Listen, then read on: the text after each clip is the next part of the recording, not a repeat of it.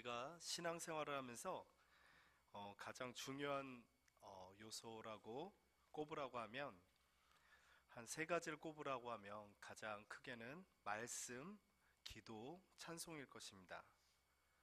우리가 이 세 가지가 우리에게는 너무나도 익숙합니다.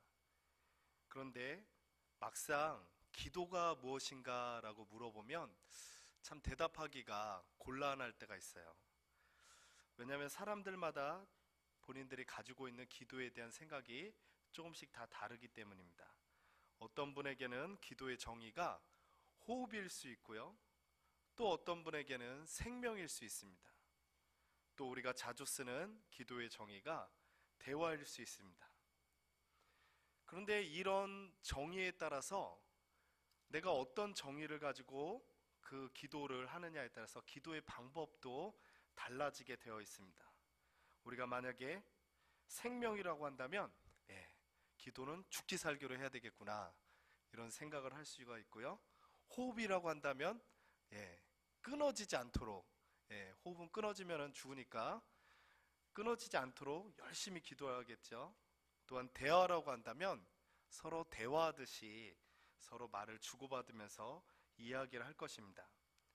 어쨌든 그 정의에 따라서 우리는 그 기도 자세도 달라지는데, 오늘 말씀을 통해서 저는 우리가 기도할 수 있는 이유가 무엇인가, 우리가 왜 기도하고 그 기도를 했을 때 우리한테 가장 중요한 자세가 무엇인가를 한번 나누기 원합니다. 오늘 말씀에 보면 주기도문이 나오는데, 제가 주기도문의 의미를 하나하나 오늘 설명하지 않고요, 이 주기도문에서 주님이 가르쳐 주신 기도에서 가장 먼저 나오는 단어를 같이 생각해 보기 원합니다. 예수께서 이르시되 너희 기도할 때 이렇게 하라라고 이야기하면서 가장 먼저 나오는 단어가 무엇입니까? 아버지요.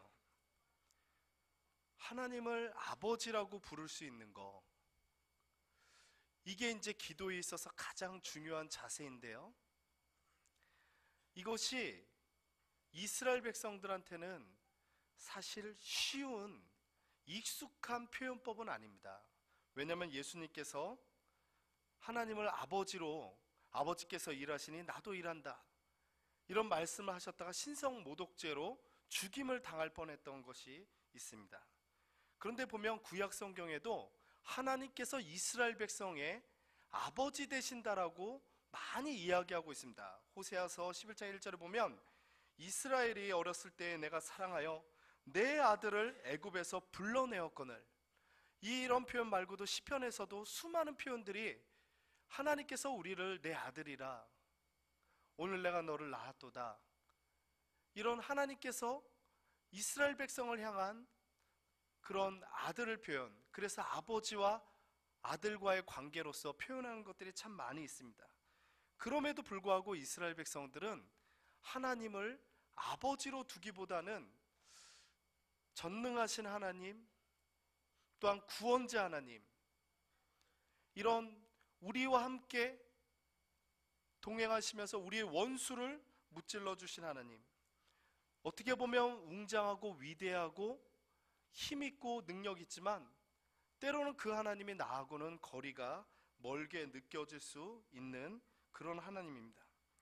그런데 오늘 기도에서 보면 예수님께서 뭐라고 이야기하냐면, 오늘 한밤중에 찾아온 친구가 빵을 달라고, 떡 3덩어리를 달라고 이야기할 때 그 친구가 간청하는 그것을 가지고는 내가 들어줄 수 없지만, 친구 벗됨을 가지고서 간청하는 것은 들어줄 수 없지만, 그 친구가 계속해서 나에게 달라고 하면 내가 어쩔 수 없이 일어나서 주지 않겠느냐, 이런 표현을 해요.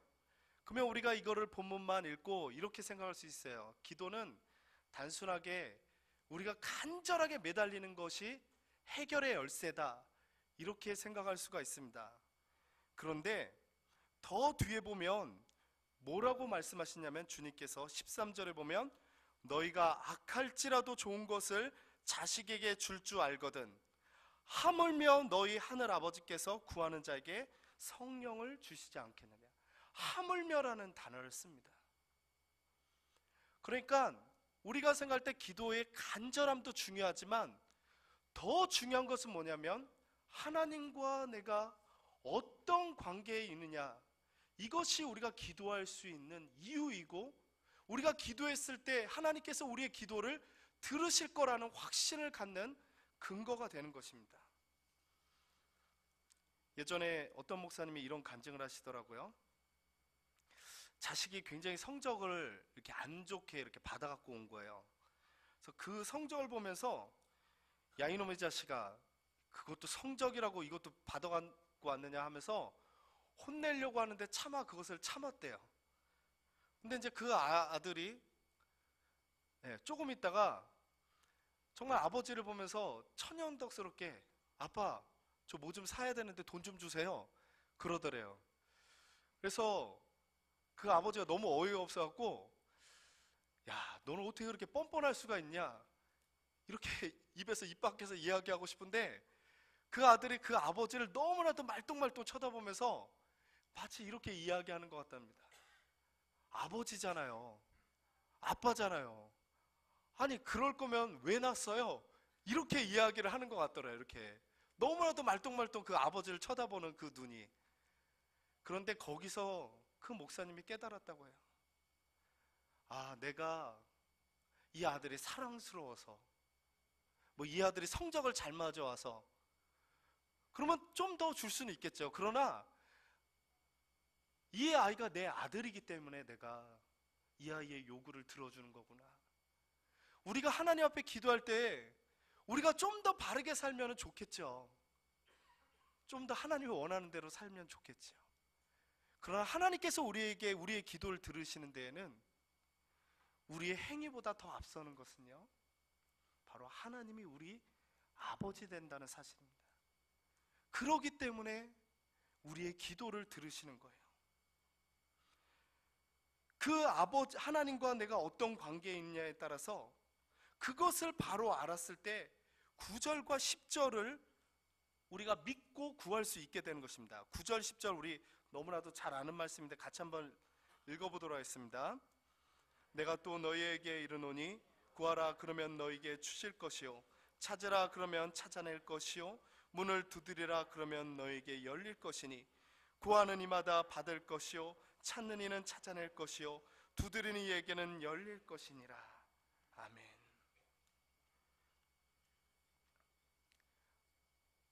하나님께서 나의 아버지 되신다라고 믿는 사람에게 있어서 이 의미가 무엇인지를 깨닫게 되고요, 또한 이 말씀처럼 하나님께 우리가 당당하게 구할 수 있는 것이거든요.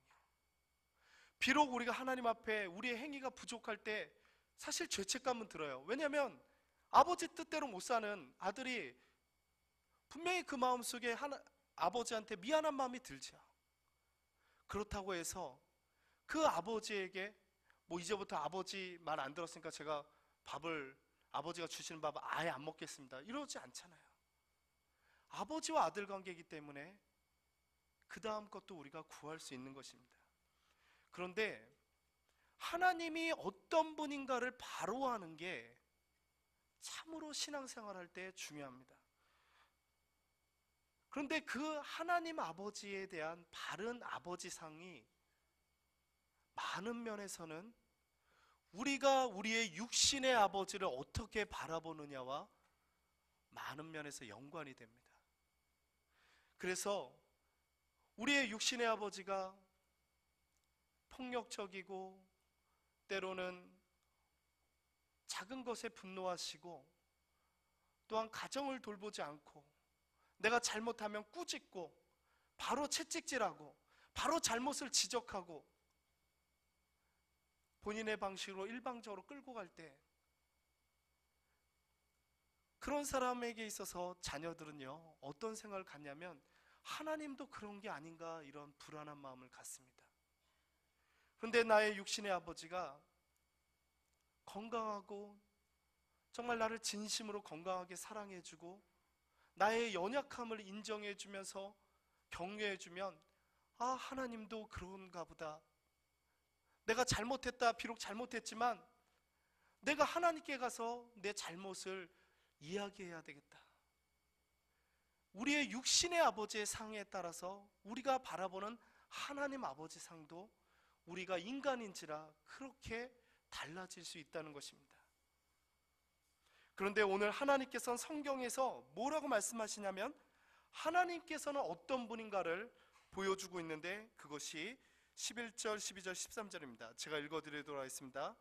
너희 중에 아버지 된 자로서 누가 아들이 생선을 달라 하는데 생선 대신에 뱀을 주며 알을 달라 하는데 정갈을 주겠느냐? 너희가 악할지라도 좋은 것을 자식에게 줄 알거든 하물며 너희 하늘 아버지께서 구하는 자에게 성령을 주시지 않겠느냐? 주님께서 이렇게 말씀하시는 거거든요. 제가 이제 신대원에 갔을 때 저희 이제 동기 그 여학생들, 신학생 여학생들 중에 굉장히 남성에 대해서 이렇게 날카로운 분들이 있었어요. 이렇게 부정적인 분들이 있었어요. 그래서 이제 그 1학년 때 그런 생각을 한 거죠. 교회가 이렇게 갈수록 험난해서 그런지 저렇게 강한 성격이 아니고서는 못 버티나 보다. 왜 하나님께서 부르시는 여성마다 이렇게 강하고 막 날카로울까 이런 생각을 했어요. 근데 그렇게 친하게 지내면서 제가 그 자매들의 아픔을 알게 되었어요. 아버지로부터 참 많은 상처가 있었던 여학생들이 참 많이 있었어요. 그래서 자기가 어쩔 수 없어서 매달리기는 교회에서 매달리고 하나님 앞에 매달렸지만 여전히 자기 마음속에 하나님에 대해서 자기 아버지를 바라보듯이 부정적인 마음이 있다는 것을 그 신학생들이 발견하게 되었어요. 그러면서 그들이 영성훈련을 받고 내적 치유를 받고 하면서 그들의 눈빛이 달라졌습니다. 같은 동기 남학생들을 보는 눈빛이 달라졌고 언어가 달라졌어요. 그전에는 약간 남녀 차별을 두는 듯한 언어를 쓰면 막 발끈하고 막 그랬거든요. 근데 어느새 달라졌어요. 근데 제가 되게 놀라웠던 것은 그렇게 달라지니까 좋은 남편을 만나더라고요.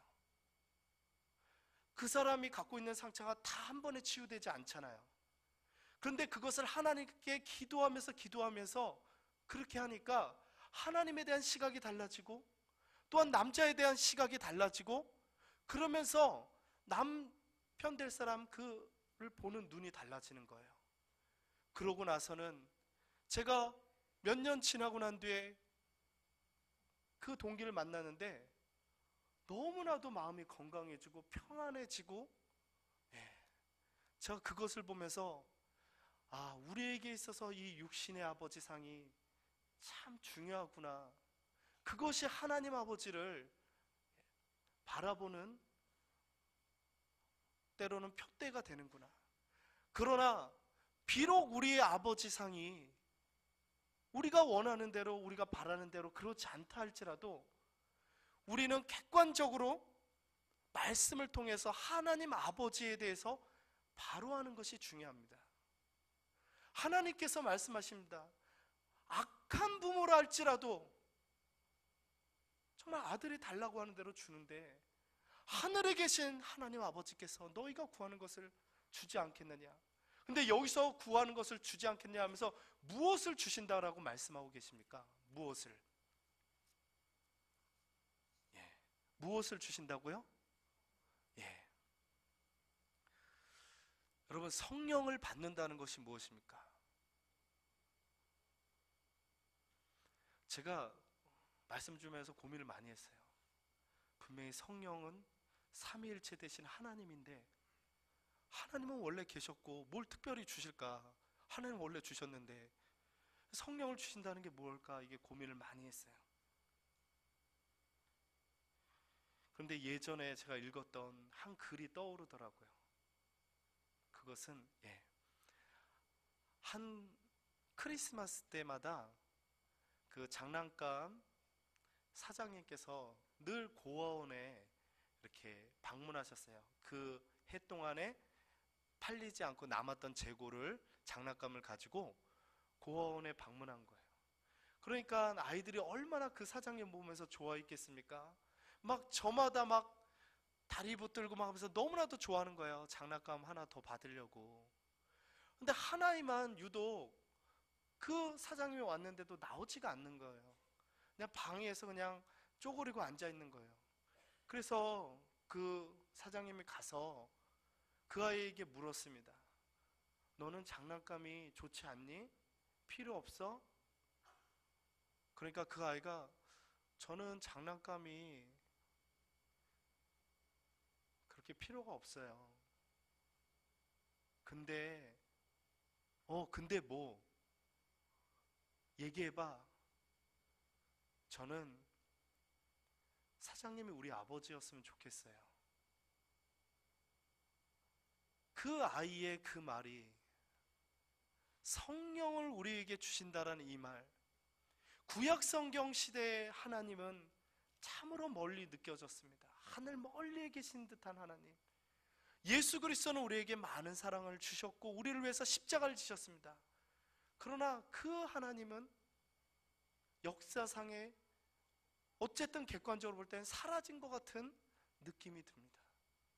그러나 성령의 하나님을 우리에게 허락하신다는 것은 이제는 내가 성전이 아니라 내가 너의 중심 가운데 너와 함께 하겠다.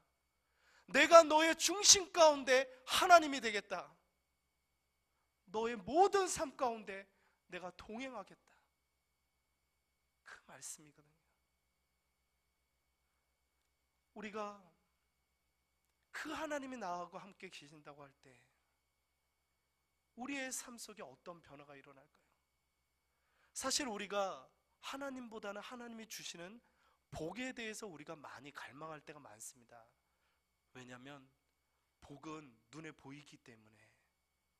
그런데 정말 멀리 계신 그 하나님이 내 눈앞에 보이는 것처럼, 내 삶 가운데 역사하는 것처럼 우리 안에 느껴질 때는요, 우리가 복에 집착하지 않습니다. 하나님 그 자체에 만족을 하고 하나님 그 자체를 우리가 찾아가게 됩니다. 그래서 어떤 한 농부가 새벽마다 기도를 하는데 그의 입에서는 무언가를 이야기하지 않고 이 강대상에 있는 십자가만을 바라보면서 기도를 하는 거예요. 그래서 왜 기도를 그렇게 하십니까? 그러자 그 농부의 하는 말이, 지금 하나님이 나를 보고 웃고 나도 하나님을 보고 웃습니다. 하나님 그 자체로 만족할 수 있는 것, 그것이 바로 성령을 받은 것입니다. 그것이 바로 참된 기도의 자세를 갖게 되는 것입니다. 하나님은 우리가 사실 경험되어지지 않으면 그분에 대해서 우리가 온전히 알기는 힘듭니다. 그런데 하나님께서 우리에게 당신을 보여주시고자 무수히 애를 씁니다. 우리에게는 수없이 고난이 왔었고 연단이 왔었습니다. 여러분, 그 고난과 연단을 어떻게 사용하셨습니까? 여러분은 그냥 원망으로, 불평으로, 인간적인 방법으로 내 능력을 의지해서 해결하는 걸로 사용했습니까? 아니면 그 고난과 연단이 하나님께서 나에게 무언가를 보여주시고자, 하나님을 스스로가 계시하고자, 나에게 경험시키고자 하시는 하나님 뜻을 분별하면서 하나님을 바라보면서 나가셨습니까? 그것을 바라고 나간 사람들은 하나님이 저 멀리에 계신 분이 아니라 내 중심 가운데 나와 역사하고 계시는 분임을 믿고 나갈 수 있게 된 것이거든요. 우리가 그럴 수 있기 바랍니다. 우리가 오늘 우리 재직분들이 우리가 많은 봉사를 해요. 많은 헌신을 합니다. 그런데 성령이 없이 헌신하고 그냥 내 만족을 위해서 헌신할 때 우리는 지치고 우리 입에서 원망과 불평이 나옵니다. 연말이 되어서 정말 내 삶을 볼 때 내가 정말 생명의 열매를 맺고 살았는가 볼 때 그렇지 못한 우리의 모습을 보게 됩니다. 그러나 내 중심에 정말 성령님, 멀리 계신 분이 아니라 전능하심에도 불구하고 내 안에 계시는 그 성령님을 내가 바라보면서 내 하루하루를 살아갈 때 돌이켜 보십시오. 내 삶이 정말 이 한 해는 2014년도는 이렇게 아름다운 열매를 맺었구나. 스스로 행복해하면서 하나님이 나와 동행해 주신 것을 감사하면서, 그러면서 우리 얼굴에 주 예수 그리스도의 형상이 우리 안에 담겨지면서 우리가 그렇게 신앙생활을 하게 될 줄 믿습니다. 우리가 다른 것보다도, 어떤 봉사보다도 우리가 기도를 중요시 여기길 원하는데, 기도할 때 가장 중요한 것은 하나님이 나와 어떤 분인가를 아는 것. 하나님이 나의 아버지 되시는데 그 아버지께서 이 육신의 아버지보다도 우리에게 더한 것을 주시길 원하시고 우리에게 성령을 주시길 원하신다는 것을 기억하면서 나아갈 수 있는 우리 모두가 되기를 간절히 축원합니다. 사랑과 은혜의 하나님, 하나님께서